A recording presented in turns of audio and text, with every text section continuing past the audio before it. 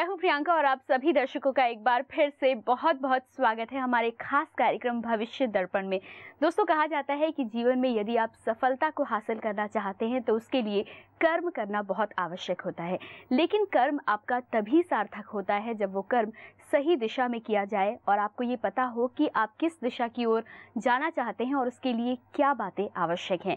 यही जानेंगे हमारे आज के कार्यक्रम में। तो चलिए एक बार फिर से स्टूडियो में बहुत बहुत स्वागत करना चाहूँगी आचार्य JP सिंह जी का। आचार्य जी, बहुत बहुत स्वागत है आपका कार्यक्रम में। नमस्कार आचार्य जी। कार्यक्रम की शुरुआत करते हैं और जैसा कि मैंने बोला कि अगर आप सफलता चाहते हैं या ये चाहते हैं कि आपका जीवन सुचारू रूप से बेहतर ढंग से चलता रहे तो उसके लिए ये जानना बहुत ज़रूरी है कि आपके प्लस पॉइंट्स क्या हैं और आपको किस ओर मेहनत करनी है। राशियों की लगातार हम बात कर रहे हैं और वृषभ राशि की आज हम बात करेंगे। तो क्या कुछ खास होता है और किन बातों का विशेष रूप से ध्यान रखना होता है? सर्वप्रथम दर्शकों सादर प्रणाम और ओम गंगणपताय नमः। हम जब वृषभ राशि की बात करते हैं तो स्वतः ही हमें दिमाग में एक चीज़ आ जाती है, हमारे मस्तिष्क में एक चीज़ गौंद उठती है कि इसका स्वामी कौन है। वृषभ राशि के स्वामी है शुक्र। वृषभ राशि हमारे काल चक्र की दूसरी राशि है और राशि का सबसे महत्वपूर्ण प्रभाव अगर हम देखें हमारी शारीरिक स्थिति पर कहाँ रहता है। हमारे मुख से लेकर खास तौर पे यहाँ से शुरू होता है, मुख मंडल से लेकर और कंठ तक ये विराजमान रहती है। और शुक्र का प्रभाव इसलिए सबसे ज़्यादा माना जाता है इस स्थान पर क्योंकि हम सबसे ज़्यादा इन्हीं जगह से स्वाद और स्वर को देखते हैं। अगर हम देखें कि किसी व्यक्ति का शुक्र अगर क्षीण होता है तो निश्चित तौर पर उसकी वाणी में मधुरता भी कम होती है। और अगर हम कहें कि यहाँ पर संगीत का परिचय क्या है तो कंठ है, तो शुक्र कंठ में ही विराजते हैं, यानी कि मुख से लेकर कंठ तक इसका प्रभाव रहता है।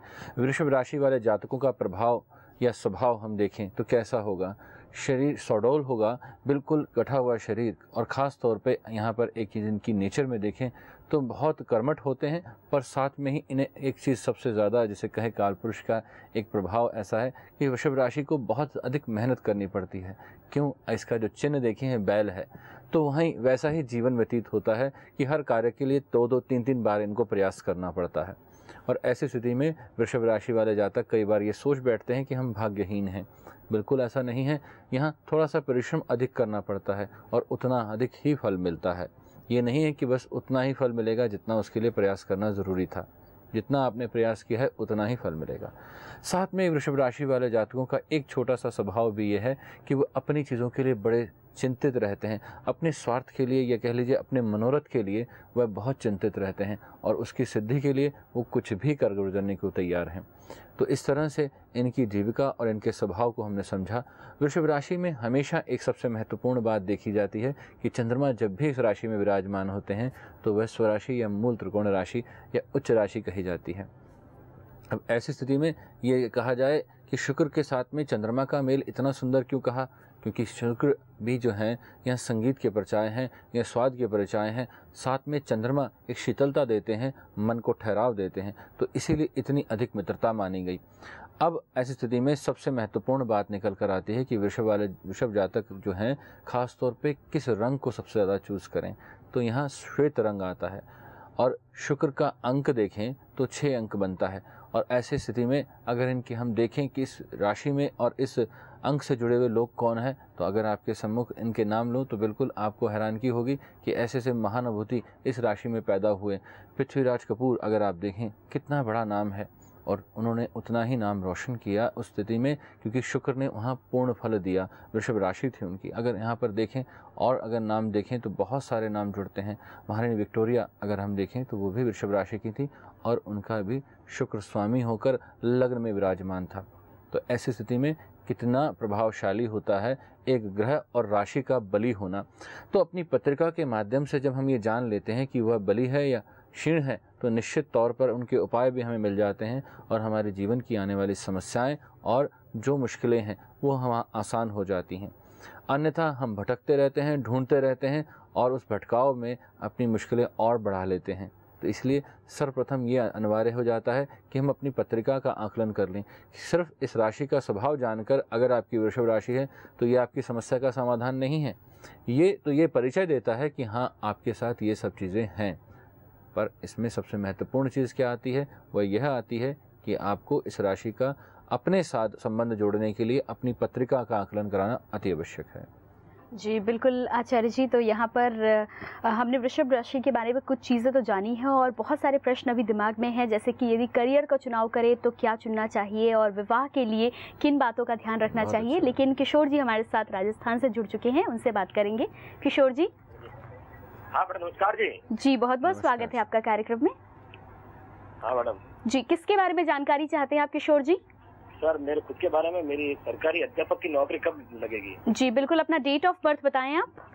मेरा डेट ऑफ बर्थ है मैम 18 अप्रैल 1980।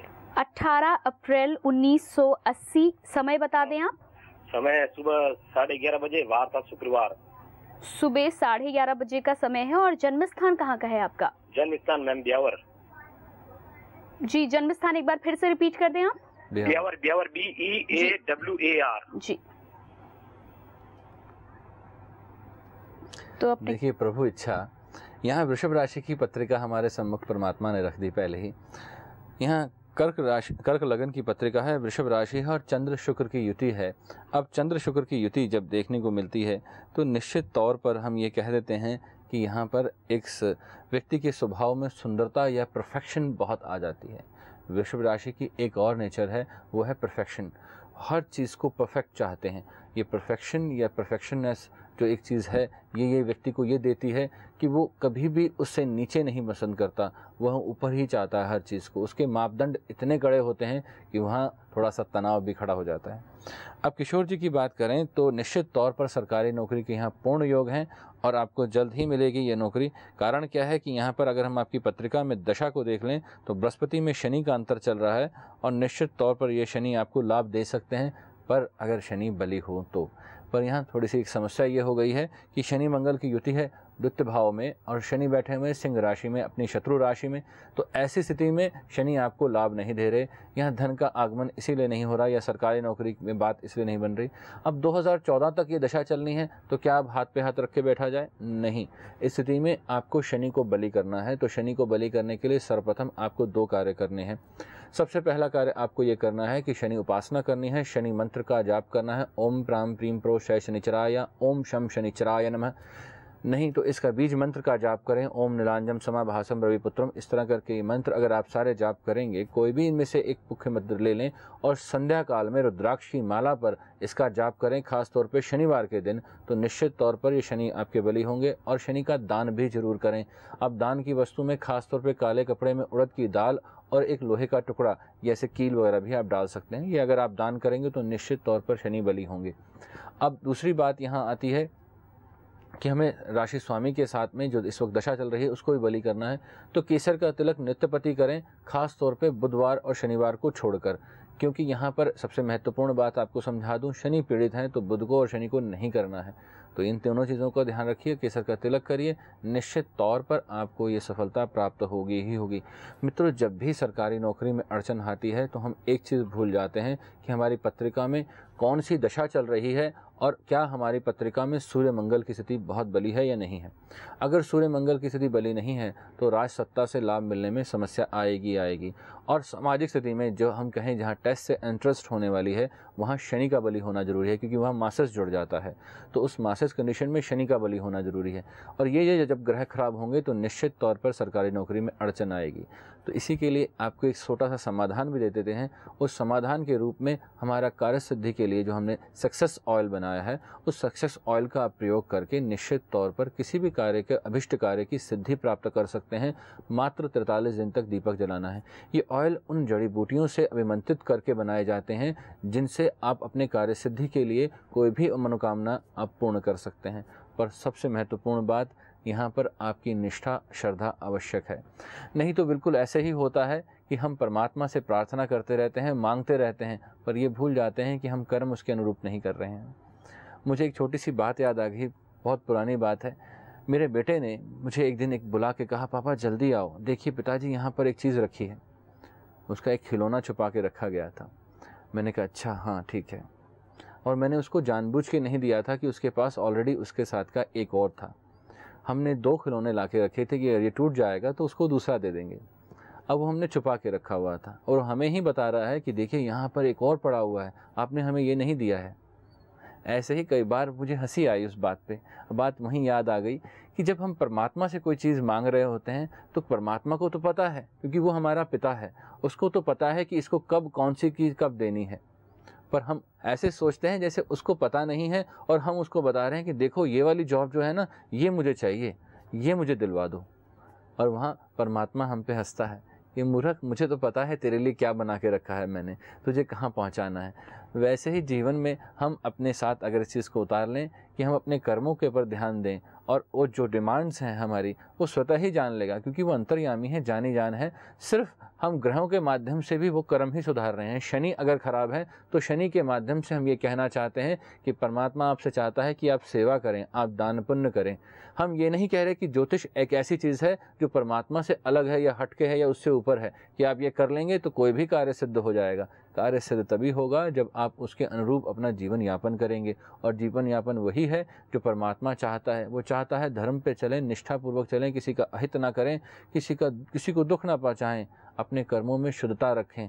तो ये सारी चीज़ें तभी आती हैं जब आप नवग्रह के नियमों का पालन करते हैं, और जब नवग्रह के नियम पालन करते हैं तो निश्चित तौर पर उस सद्मार्ग पे आप चल पड़ते हैं और आपके कार्य सिद्ध हो जाते हैं। जी बिल्कुल आचार्य जी, तो यहाँ पर किशोर जी को रास्ता मिल गया है और यकीनन परमात्मा ने जो इनके लिए तय किया है वो उनको ज़रूर मिलेगा।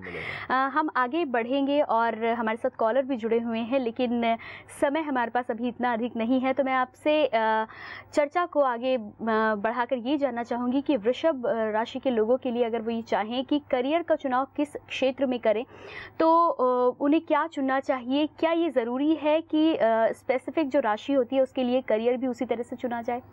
देखिए, आपका प्रश्न बहुत महत्वपूर्ण है, पर यह थोड़ा सा कठिन इसलिए हो जाता है कि राशि के आधार पर आप कर्म या हमारे जो जॉब्स हैं या प्रोफेशन है नहीं चूज़ कर सकते। हमारी पत्रिका में उसके माध्यम से हम ये चीज़ जोड़ते हैं कि ये आपके लिए लाभप्रद होगा और कितने हद तक होगा। दूसरी बात है, पत्रिका में दशम भाव और नवम भाव के आधार पर ही हम ये तय करेंगे कि हाँ, इस व्यक्ति को किस कार्य में जाना चाहिए। पंचम ये तय करेगा कि उसे किस चीज़ की विद्या लेनी चाहिए ताकि वह उसके लिए काम आए, क्योंकि पंचम से पंचम की यात्रा करते हैं तो नवम आता है, और अगर हम पंचम से अगर षष्टम जाते हैं तो निश्चित तौर पर वहाँ कार्यस्थान आ जाता है। और धन भाव की बात करते हैं तो पंचम से सप्तम धन भाव आ जाता है। तो निश्चित तौर पर ये यात्रा करते करते हम जब पत्रिका में देखते हैं तो हमें हमारा व्यवसाय भी मिल जाता है, और वो व्यवसाय हमारे लिए फलीभूत भी होता है। तो राशि के आधार पर व्यवसाय चुना जा सकता है, पर वह पत्रिका के आधार पर, किसी एक राशि के आधार पर हम ये नहीं कह सकते कि वृषभ राशि वालों को संगीत के क्षेत्र में आना चाहिए।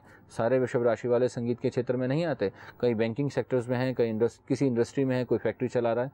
तो ये क्यों होता है? क्योंकि आपकी पत्रिका में किस ग्रह की दशा चल रही है, दशम भाव में क्या स्थिति है, ये सब चीज़ों का आकलन आपके लिए सब तय करेगा।